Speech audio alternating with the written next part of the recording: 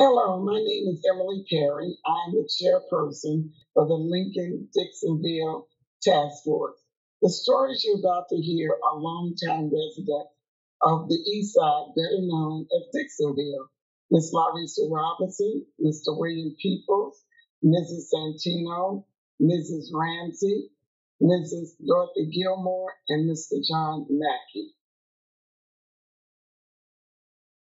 You know, there was a comment that I used to hear growing up that said nothing good was going to come out of Dixonville.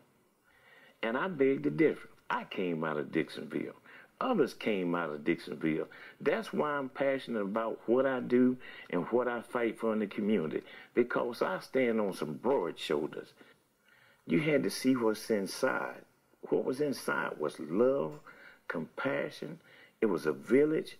It was everything that you imagined, because nobody knew that they were poor. Everybody looked after everybody, you know.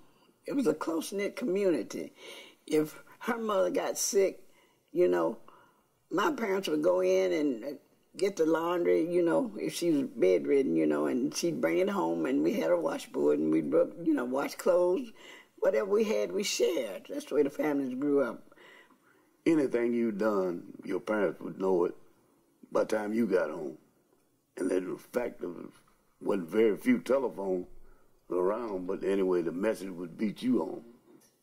We all was around together. Everybody was together. One big happy family looked like. We played jack rocks and hopscotch and jumping the rope and counting high. You know, just similar things like that. And you knew everybody. You knew all the people that lived in your neighborhood. Back then you knew them. I don't know half of the people around me now. This was called East Side, but it wasn't exactly including Dixonville. But in it, like they say, anytime we would cross the track, people say we lived in Dixonville. And I had one friend girl that would get mad at you. You say she lived in Dixonville, Viola Dixon. Vi would get mad. She said, I don't live in no Dixonville. I live on the east side of Salisbury. That name, Dixonville, to us was degrading because we always didn't want to be part of it. We don't belong up there. We live on the east side. But I don't know why we did that, but we would correct you. I think about the fact that our parents knew something that we didn't have a clue to. That was to keep a mind occupied, because the idle mind was the devil's workshop. We had a lady that lived on Concord Street called Miss Ethel Miller. And she had no children, but she loved children.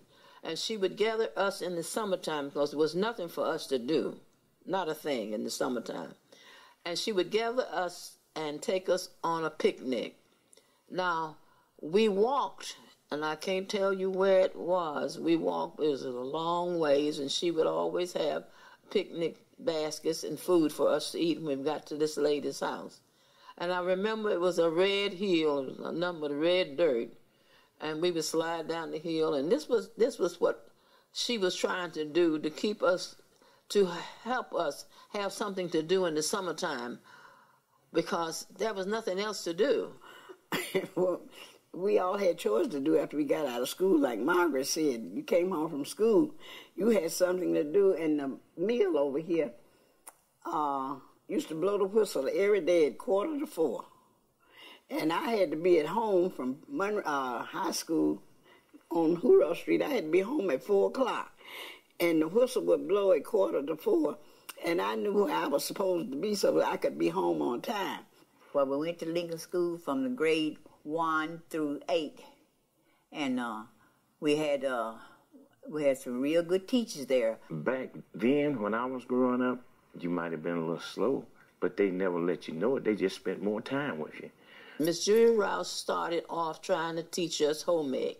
We did not have a home ec room, but it had a hallway, and there they put a stove there and a table, and she tried to teach us how to cook, how to set a table, because we had, our things were limited, what we had, but she tried her best to teach us how to set a table, how to eat, what to cook, what was healthy and everything. We honored Lincoln School because that was where we got our first training.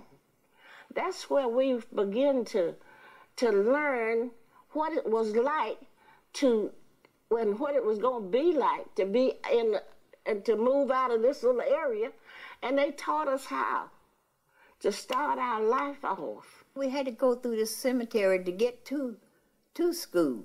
You know, we had to go through there, and it was a big old pear tree there, or pecan tree, and we stopped there to, you know, get pecans and everything.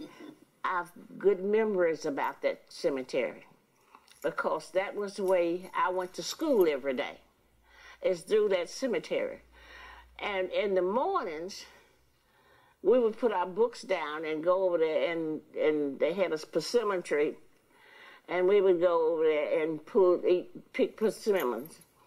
In the afternoons, we would come through that same cemetery on the way home, and sometimes we had fights, and fight break out over there, and everybody run to see the fight, and then when the fight was over, we would go get persimmons or locusts or whatever else, pears or whatever was growing over there in that cemetery. If you don't watch out, you'll step in a hole. You know, if you're going through there and somebody push you or something, you might step in a hole. Say, you better get off that grave. But you know, we enjoyed going to school over there. We need to keep our heritage going.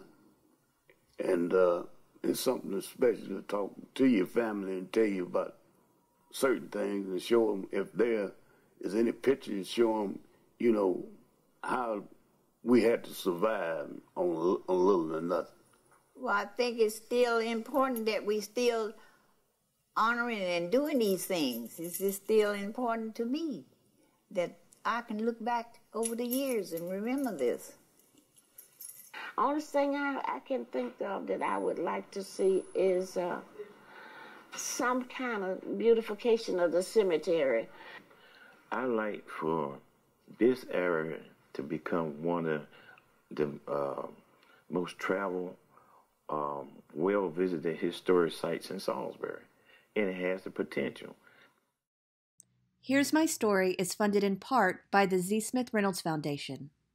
To share your story, please contact Rowan-Cabarrus Community College by emailing here'smystory@rccc.edu.